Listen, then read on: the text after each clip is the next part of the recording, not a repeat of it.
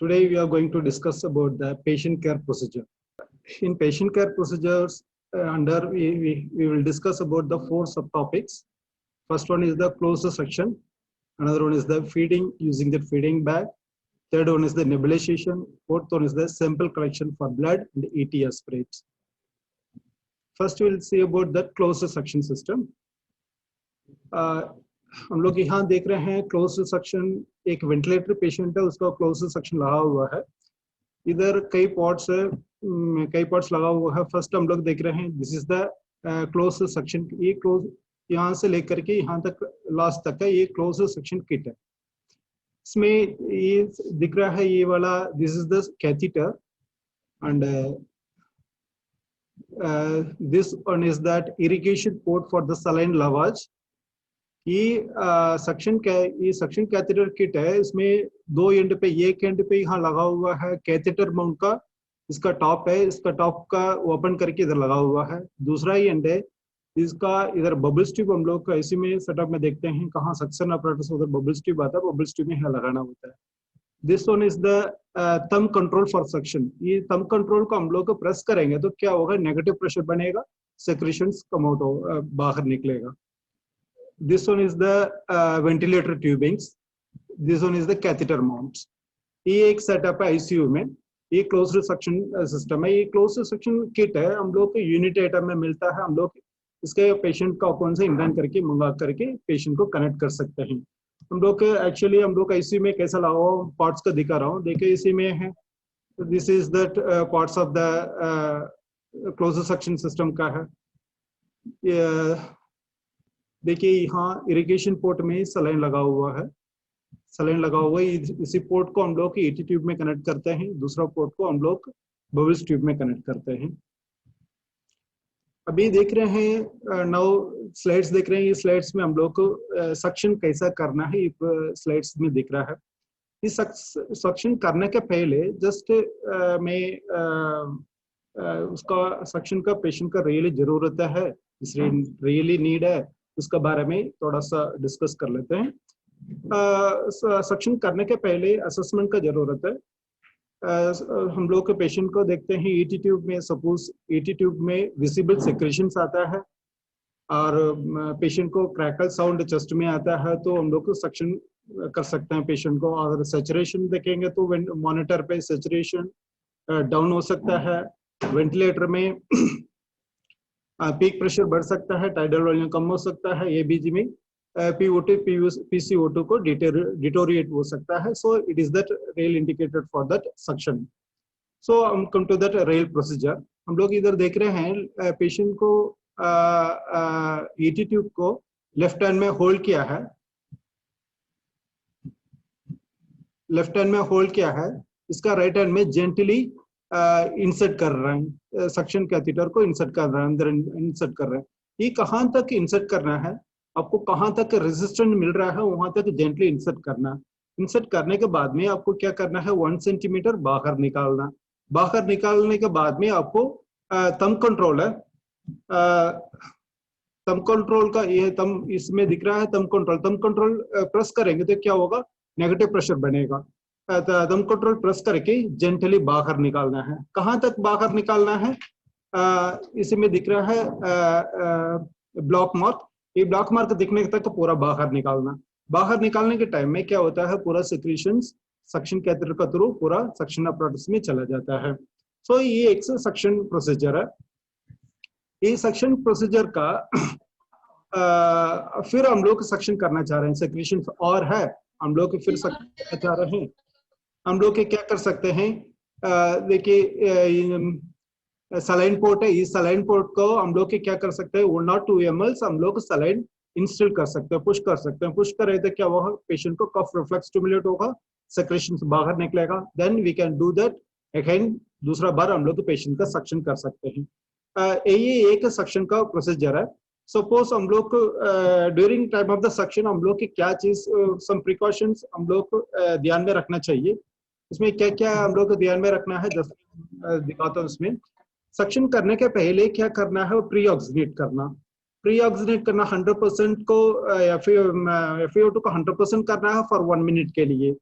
उसके बाद में उसके बाद में पोस्ट सक्शन करने के बाद में भी 1 मिनट के लिए पोस्ट ऑक्सीनेट करना है, वो ध्यान रखना चाहिए। दूसरा चीज है, सक्शन करने के टाइम में हम लोग के क्या करना है, मॉनिटर में देखना चाहिए पेशेंट को कुछ अरिथमिया तो नहीं हो रही है, और बीपी तो डाउन नहीं हो रही है, सैचुरेशन डाउन नहीं हो रही है, और टेकिकार्डिया हो रही है। ये सब सारा हम लोग को मॉनिटर में वॉच करना चाहिए। और सक्शन करने के लिए सक्शन का एक बार सक्शन ट्यूब कैथेटर को अंदर डालते हैं, अंदर डाल कर फिर बाहर निकालते हैं। एक सक्शन प्रोसीजर होता है, उसका टाइम ड्यूरेशन होता है अराउंड 10 to 15 सेकेंड्स। उसका ज्यादा एग्जिट होना नहीं चाहिए, सपोज होगा तो पेशेंट हाइपोक्सिया में चला जाएगा। तो कभी भी फोर्सफुल सक्शन करना नहीं चाहिए। फोर्सफुल सक्शन करेंगे तो क्या होगा, पेशेंट को ट्रॉमा हो सकता है, ब्लीड हो सकता है, इसलिए कभी फोर्सफुल सक्शन करना नहीं चाहिए। ये चीज हम लोग याद रखना है। और सक्शन करने के टाइम में कितना हम लोग नेगेटिव प्रेशर रखना है, अराउंड बिलो 150 एंड बिलो हम लोग रख सकते हैं। बच्चों के लिए around 80 to 120 mm of HG negative pressure रख सकते हैं। तो ये सक्शन प्रोसीजर से। Next will discuss about the feeding. Feeding हम लोग सब लोग वार्ड में भी AC में भी देते हैं। अभी हम लोग देख रहे हैं feeding using the feeding bag का यूज करके कैसा फीडिंग देना है।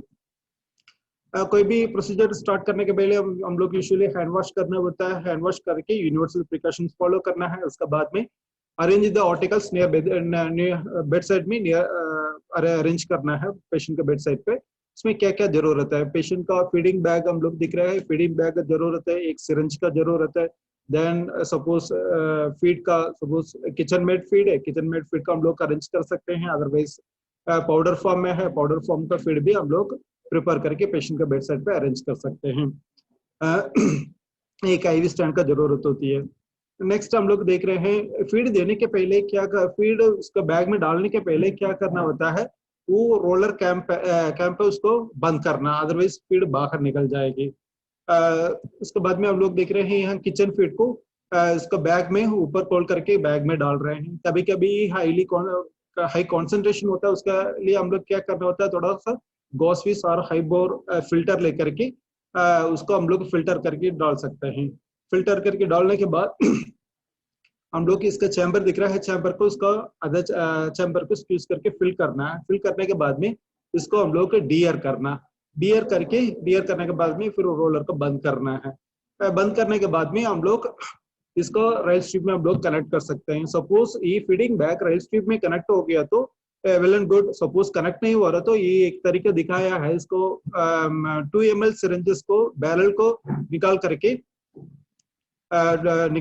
उसमें क्या करना है, फीडिंग बैग को कनेक्ट करना है। उसके बाद में एक ड्राइवे को रेल स्ट्रिप में कनेक्ट करके उसको हम लोग ये कनेक्ट कर सकते हैं। कनेक्ट करने के बाद में हम लोग फीड स्टार्ट करना। सपोज फीड स्टार्ट करने के पहले हम लोग को कुछ चीज याद रखना चाहिए। पेशेंट को around elevate 45 degree head elevate करना है। हेड एलिवेट करने के बाद में फिर रेल ट्यूब एस्पिरेट करना है। प्रीवियस फीड डाइजेशन हो गया नहीं हो गया उसका चेक करना होता है। सपोज कुछ एस्पिरेट नहीं आ रहा है, then we can check that Ryle tube placement, वो अराउंड 5 to 10 ml पुश करके हम लोग चेक कर सकते हैं। इसके बाद में हम लोग फीड स्टार्ट कर सकते हैं। स्टार्ट करने के बाद में देन उसके बाद में फीड जाने के बाद में हम लोग अराउंड 50 to 100 ml पानी डाल करके फ्लश करना है। That's all for that feeding. Next ये अमिका पंप अवेलेबल है, ये फीडिंग ट्रांसफ्यूजन पंप है। इसको हम लोग जानते हैं तो हम लोग इसका यूज कर सकते हैं। ये इसका हमारा RCH में अवेलेबल है। Next nebulisation.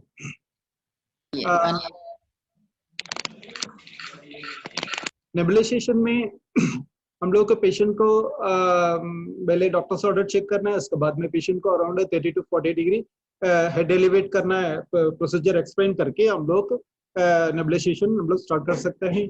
इधर देख रहे हैं नेबुलाइजेशन नेबुलाइजेशन मास्क में कैसा मेडिसिन डाल रहे हैं। इसका मेडिसिन हम लोग ये बीच में भी ओपन कर सकते हैं, अदरवाइज कहाँ मास्क कनेक्ट हुआ है उधर भी ये दिस एरिया है, ये वाला एरिया यहाँ से भी डिस्कनेक्ट करके हम लोग मेडिसिन डाल सकते हैं। कभी भी मेडिसिन नहीं डालना नहीं होता है, हम लोग हमेशा उसका डाइल्यूट करके मेडिसिन डालना है।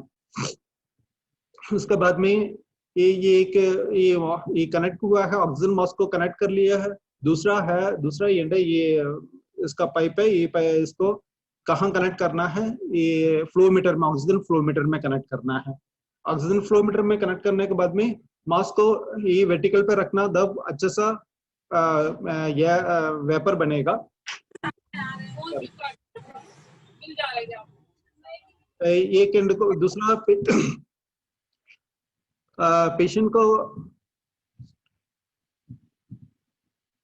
पेशेंट को हम लोग अटैच करने के बाद में हम लोग को ऑक्सीजन फ्लो मीटर को ऑन करना है। ऑन करने के बाद में हम लोग चेक करना है whether it is vapour is coming और नॉट। सपोज वेपर अच्छा नहीं आ रही है, हम लोग को फ्लो मीटर में चेक करना है कहीं एयर लीकेज तो नहीं है।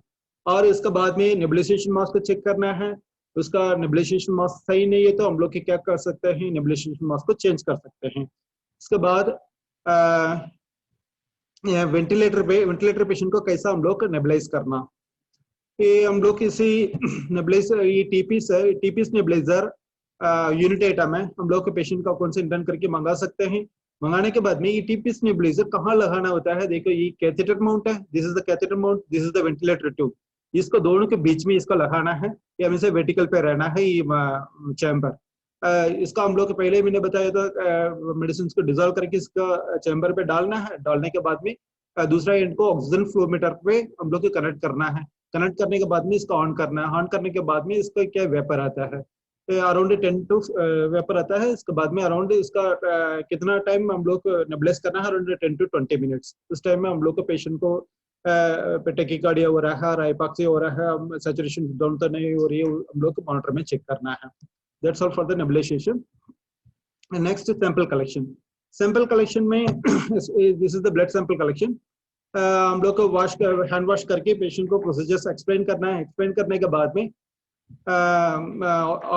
आर्टिकल्स क्या क्या जरूरत है उसको पेशेंट के बेड साइड हम लोग अरेंज करना है। यहाँ ब्लड कल्चर के लिए एक aerobic bottles, anaerobic bottles, then syringes का जरूरत है, ट्यूनिकॉट का जरूरत है। इसके बाद हम लोग का ट्यूनिकॉट का बांधना है, बांध करके अच्छा सा वेन बनाना है। वेन बनाने के बाद में स्प्रेड कॉटन में हम लोग क्लीन करके 30 मिनट्स के लिए हम लोग वेट करना है सूखने के टाइम तक।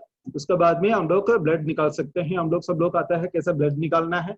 निकालने के बाद में पंचर साइट को हम लोग के कोई दूसरा आदमी और पेशेंट के भी हम लोग कह सकते हैं उसको पंचर साइट को प्रेस करके पकड़ने के लिए।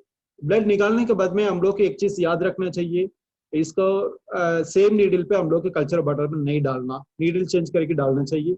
उसके बाद में हम लोग कल्चर बॉटल को कैप हम लोग को ओपन करते हैं, उसमें स्प्रेड कॉटन में क्लीन करके हम लोग ड्राई होने के टाइम तक वेट करके ब्लड कल्चर बॉटल में हम लोग को ब्लड सैंपल डालना है। ये पेरिफेरल लाइन हम लोग हमेशा डालते हैं, एरोबिक में डालते हैं, एनारोबिक में हम लोग डालते हैं सीवीपी ब्लड। सीवीपी ब्लड हम लोग सीवीपी ब्लड निकालने के टाइम में सारा पोर्ट हम लोग बंद कर लेते हैं, मेडिसिन पोर्ट।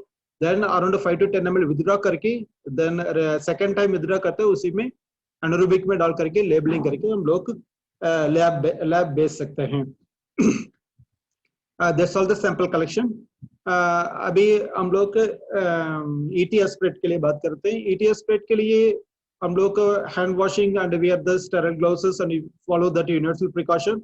इसके बाद में हम लोग इसका ये म्यूकस स्ट्रैप है, ये म्यूकस स्ट्रैप यूनिट आइटम है, यूनिट आइटम है। ये हम लोग पेशेंट का कौन से इंडन करके मंगा सकते हैं, अराउंड देन 5 to 10 ml का हम लोग सलाइन लोड करके रख सकते हैं।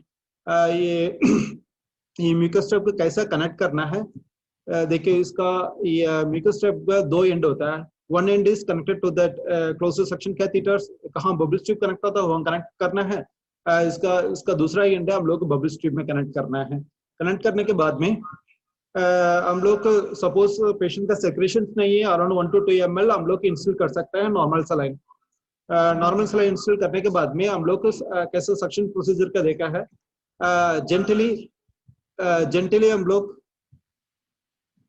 जिनके हम लोग इंसर्ट करना है।